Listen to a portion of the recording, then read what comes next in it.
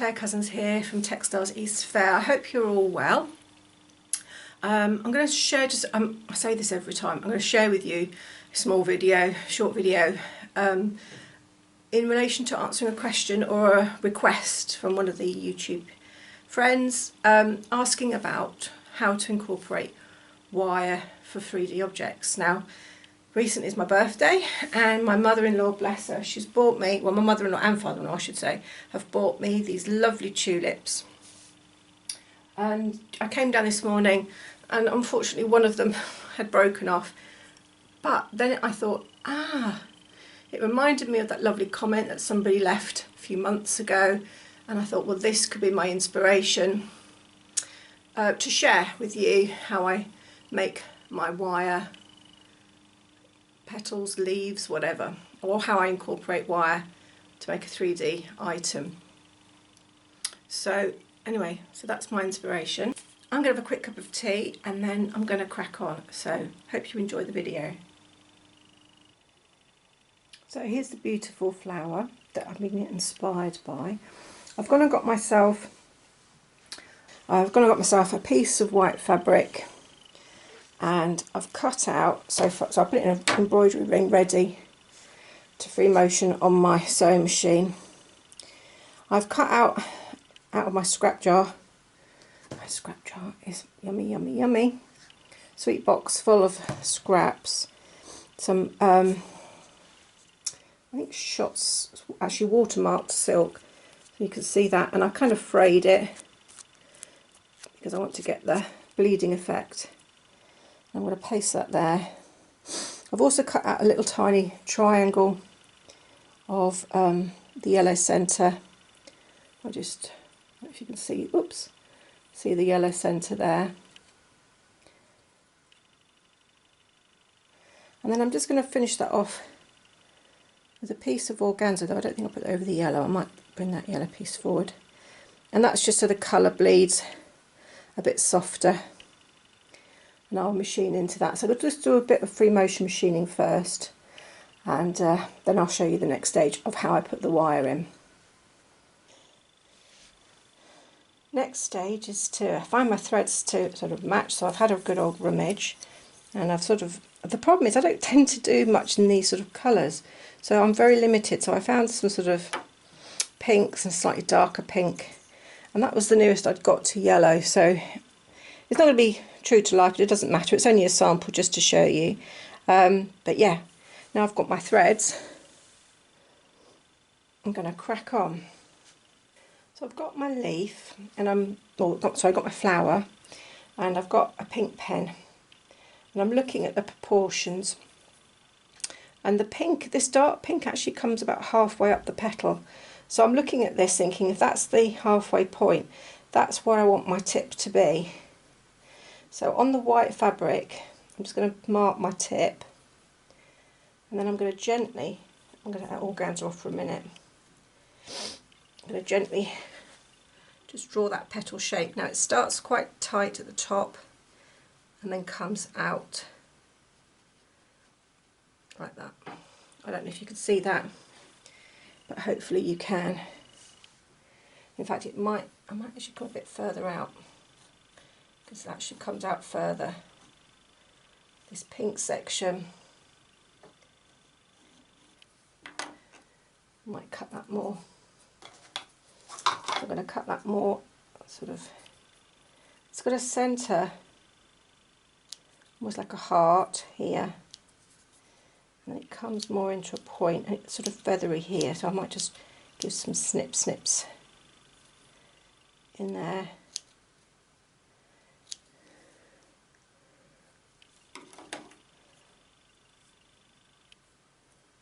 In there like that, and I might put some stitching in there to bleed out.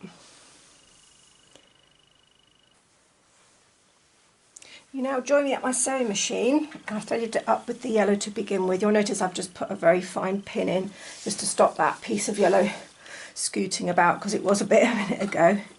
One thing I'll give you some tips on is I have put it in an embroidery ring, and the reason being is I don't want it to pucker too much. It's quite a thin material. You can use stabilisers, wash away stabilisers if you want to. I do have it, but it's a bit of a faff to find it right now. A couple of tips. You probably just noticed I've just pulled my fabric out from underneath. Always check with your rings that nothing's got folded in underneath. Okay. And I would always turn the balance wheel. That's the wheel on the very end of the machine. Turn that balance wheel, well, assuming you've got a modern machine, turn it towards you. Always make sure, because it's not sure if it's up or down, always make sure your foot is actually down and in contact with the material. Okay, like that. Avoid pins. So even though I'm going to be near a pin right now, my needle isn't. So what I'm going to do is go gently lower my thread. I say lower my thread. I need to grab that thread here. I'm going to hold this thread as I hand lower, turning the balance wheel, turn the balance wheel towards me. You'll know whether you turn it towards you or away from you, depending on your machine. If you've got a machine that's actually got a handle that sticks out, so we're talking things like the old black and white, no, not black and white, black and gold Singer machines, for instance, they've got like a little handle that sticks out and you have to rotate it away from you. That's a different technique. You can do free motion on them, but not many of us have those machines. We tend to have them more as an ornament on our shelves. Well, I certainly do. So with the modern machine, it hasn't got a handle on it, so therefore you don't wind it away from you. You always turn the balance wheel towards you. That will allow you to pick up the bobbin thread. Now in this case I've got a white because my base fabric's white, and I'm going to just grab that. There we go. And then I'm going to make sure both of the threads, if you can see with my hand in the way, both the threads are going to be underneath the embroidery foot. And I'm going to just do a couple of stitches in the same spot, and then that will allow me to take that pin out. A couple of stitches there. Take that pin out because that's secured now. Oh, it's moved a fraction. Let me just pop it back. There we go. And now I can use, I don't have a foot pedal, I don't use a foot pedal, I use my stop and start button. I prefer the start and stop button, and I prefer to have it at mid-speed, and the reason for that is I know where it's going to be, and that I have found for me gives me an even stitch. But if you want to use your foot pedal, or your machine only operates on foot pedal, then only use your foot pedal.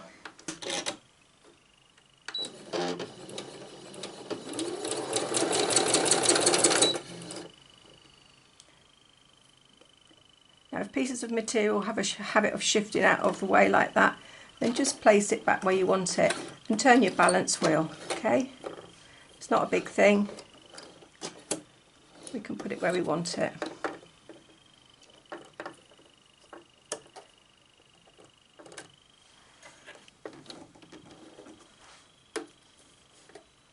I'm trying to do it without obscuring the camera because for you guys, you can't see what I'm doing if my hand's in the way.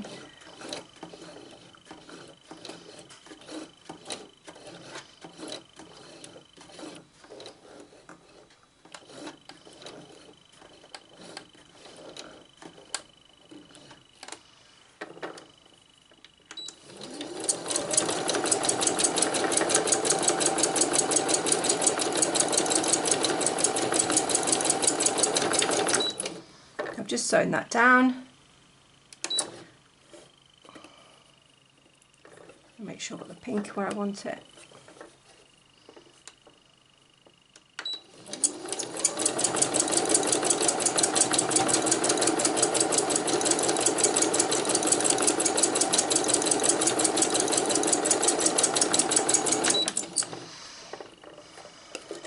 So I'm happy with that. Just in case you've not seen free motion embroidery before, you're new to my channel, what you do is there's underneath here are some dog teeth. You lower the dog teeth and then you're in control. So you're like stitch threading or thread painting. Do you know what, it's a Sunday morning and clearly I'm struggling with the English language today. I'm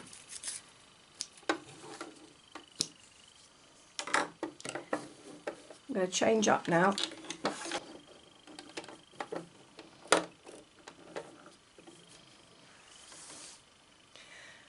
Okay, I've threaded up the pink, and because I never broke the white, I don't need to go through the whole process of bringing the bobbin up again, because it's already there. What I do need to do is do a couple of stitches here and then trim away that thread. So that'll be enough stitches. It's always a good idea to make sure your needle finishes down if you can. That just makes it easier for repositioning. I'm going to carry on sewing. So where I haven't got any pink, but I'd like some, I'd like a bit of bleeding effect that appears on the real flower. And just coming up and just bleeding that in. So the fabric I've got underneath, the applique patch if you like, is purely there to give a boldness where I want it.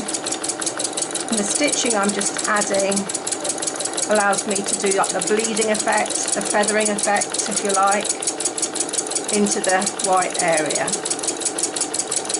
So it allows me to almost blend what I'm doing.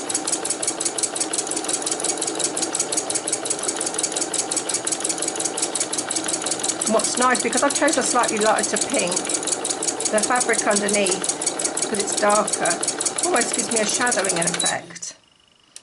So if I just show you what I've got so far. Hopefully that's focusing for you. I would, if I was doing this properly, I would take more time, but I'm just showing you the principle. Cut that off. Okay, we're going to introduce the wire now. Now, wire, you need to be aware that wire diameter is measured in gauges. There are charts out there to help you, and some of the charts will compare it to what it is in inches and what it is in millimetres. This gauge here, which you can see I've not got much left, which is clearly the one I've used the most, it's a 28 gauge beading wire. So if you're going to get some wire, you might want to try jewellery suppliers. So this particular one, 28, if I compare it to what it is in inches, it's 0.0126, and then in millimetres it's 0.321. And you can get wire that is round, half round, and believe it or not, square. Now this is just a standard round wire for jewellery making. I have also experimented and used florist's wire. Now you can see, if I pull one out, you can see this is a lot thicker. Now I haven't got a gauge to measure that up, but you can see the difference between florist's wire. Now the florist wire you can use down the centre, and that's really good for doing centre work. It's this finer jewellery wire that's best for doing like an outside edge. Okay, so you can also, I've got even finer wire here. It's a bit of a mess actually, a bit of a tangle. This is even finer than 28. Now the higher the number, this is probably like a 32, the higher the number, the thinner it is. Yeah, and this is the sort of wire that you would actually find in a florist's ribbon.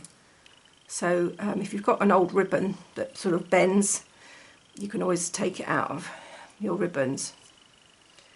Right, okay, so how to put it in. Now I probably wouldn't recommend using this foot. You're going to be couching it in. Now you can couch it from the front, or you could couch it from the back. I think I'm going to couch it from the back, which means I'm going to have to reset this embroidery ring. So I'm going to do that first. I've turned my work around in the ring, and lucky for me I can actually still see the pen mark of the shape of the actual petal, so that's really good news. Now I'm looking through my feet. Now this is my standard foot, and I'm lucky in so much as that my standard foot has a pretty straight entrance there, so I could use that. You can have, some machines have these already in. These are couching feet. Now these, if you're lucky, let me get a piece of florist's wire, the wire will actually fit through there, but there is problems with that, because it can be quite stiff and rigid, especially on the depending on the gauge of wire. If you've got a finer gauge, this is too thick, it's a florist one. If I go back to my 28 that I said I preferred, let me just show you if you can see that actually goes in quite nicely, and that will couch quite nicely in that foot. Okay.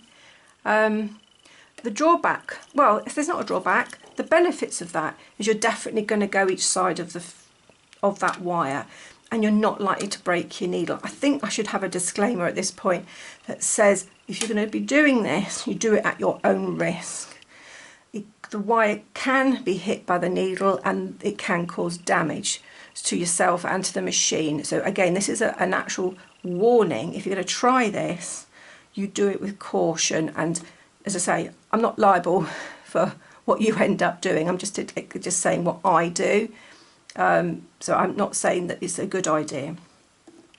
So be aware that this particular technique is really good if you're going straight and not changing directions. Okay, so using this is probably a safer method.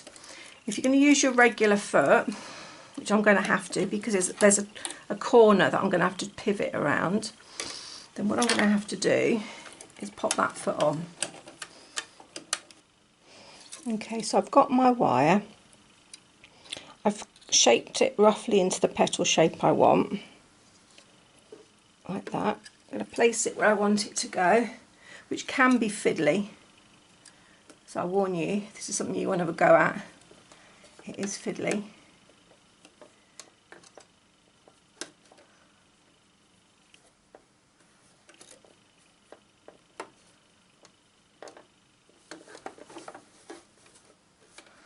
Okay, now I'm just going to, I've set my machine to a very fine zigzag, so I know it's going to hit the wire, not hit the wire, but go each side of the wire. And I'm just, as you can see, I'm just turning my balance wheel. It's on zigzag. The dog teeth are actually engaged at this point, and that just allows me to move that where I want it to go, or the machine will move it forwards for me and will feed it in. If you really feel confident enough and you have full control, you can use your pedal, but really I think personally you're better off being more cautious and doing this with your balance wheel.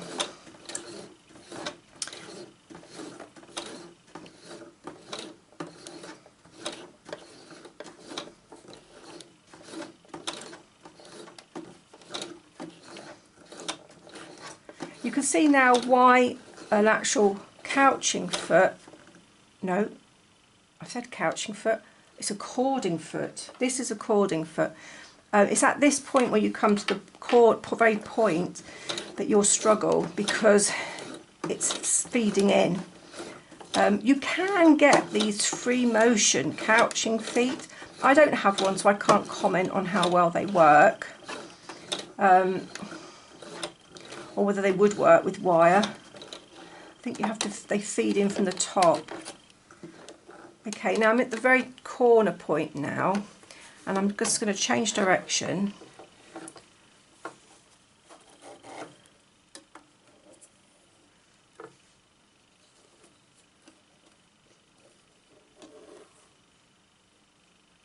Making sure I've got that nice curve. And I'm just going to come down the other side.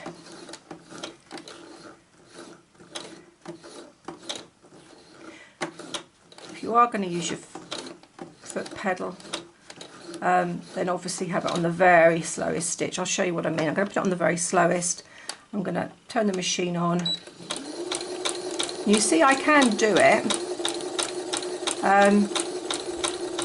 but you have to be really know your machine and work very carefully.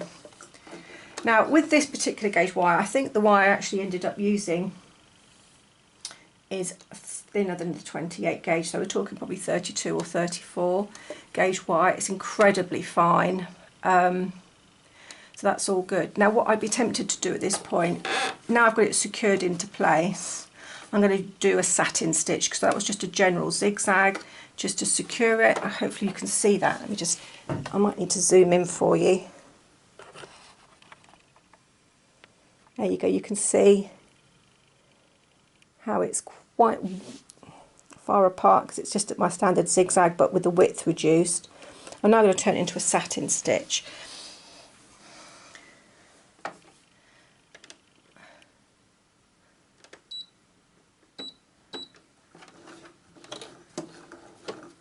Then I'm going to sew around that.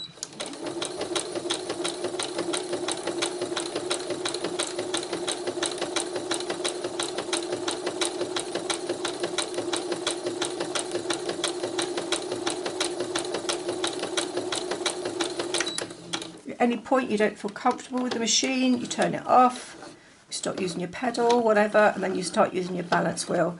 And you'll notice I'm going off track, so I'm going to get back online.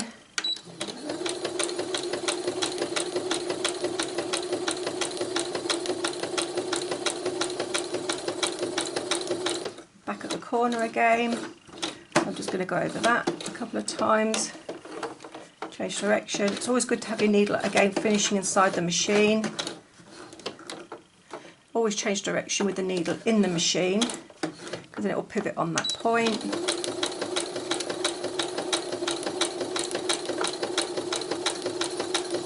As I say, with this very, very fine gauge, your needle might actually snag it rather than break.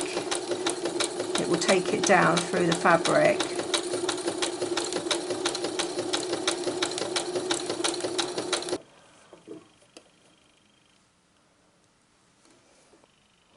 Right, that's how it looks on the front. That's how it looks on the back. I'm going to trim around that now with a very fine pair of scissors.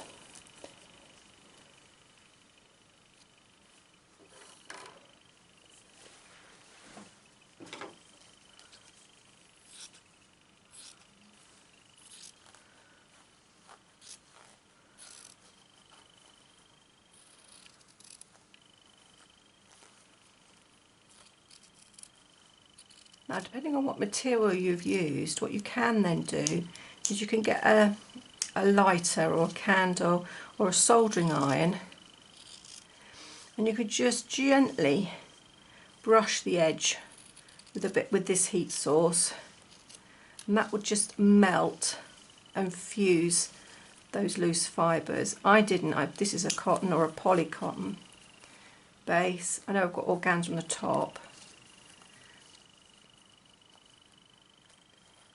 Avoiding the wires, there's wire there.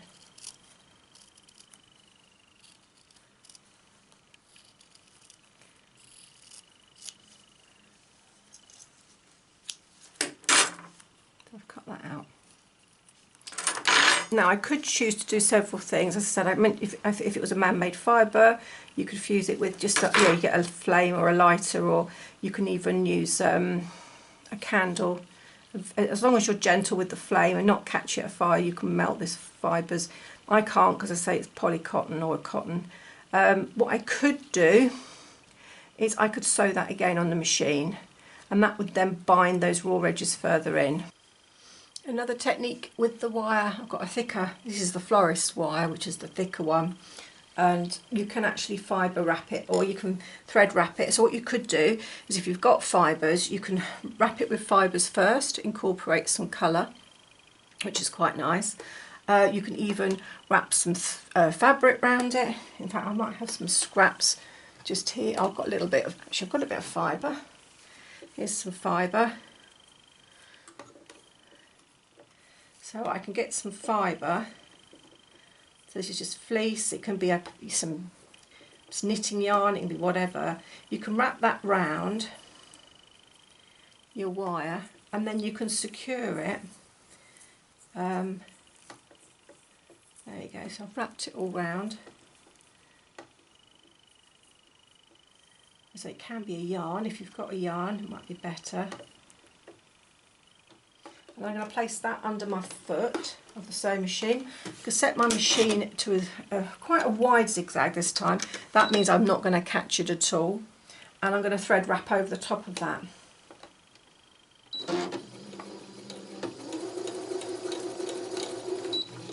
I've not got zigzag. Set it to zigzag. Make sure, in my machine, I have to make sure mine's in the centre, so know your machine before you try this. And then you have to push it through and then pull it through. And I'll show you what it's like without the fibre, and I'll show you what it's like with the fibre. So if I keep going, I've got no fibre here now. This really is where your cording foot comes in handy, actually, where you've got no fibres, just the wire.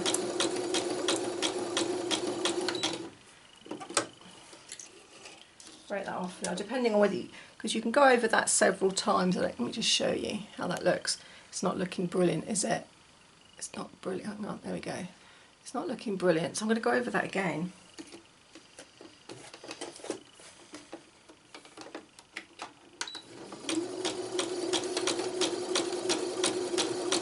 You can go over it again with different colours as well. That would look really cool. Oh, I sound like a teenager then. Huh? Or am I showing my age? Because they don't say that anymore, do they?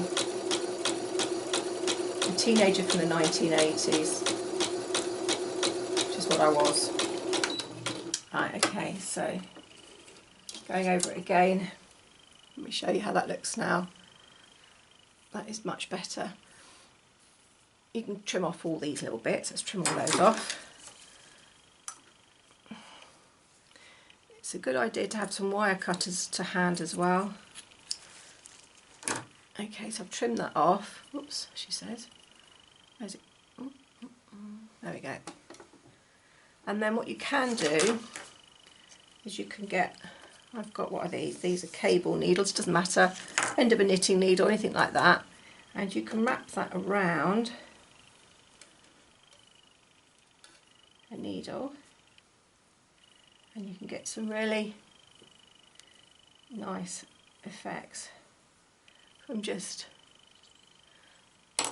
creating a spiral. Pair of side cutters, wire cutters, cut that off.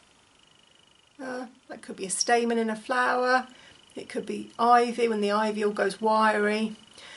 Well, it could be whatever you want it to be, depending on whatever colour you do it in or how you want it to look. So there we go. Hopefully that's given you some ideas.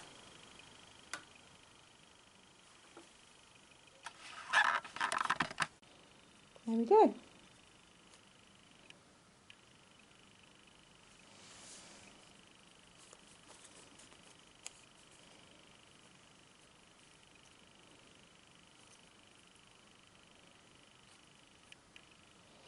I can now bend it and shape it.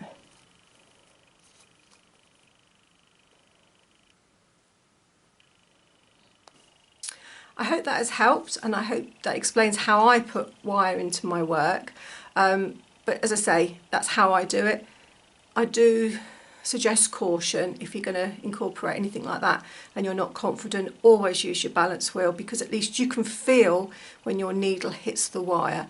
Your machine can't, it won't stop, and I would hate for your machine to get damaged or for there to be some kind of injury. So always do it with caution, and you might enjoy making some creations like this. This is a geranium. Is it a geranium though, or is it a pelargonium? Questions there. But anyway, there we go. You can create some beautiful flowers like that. Obviously, these are fabric, they're real flowers. Anyway, enjoy. If you're in Britain, hopefully this will come out just before Mothering Sunday. So enjoy your Mothering Sunday and take care for now. Bye bye.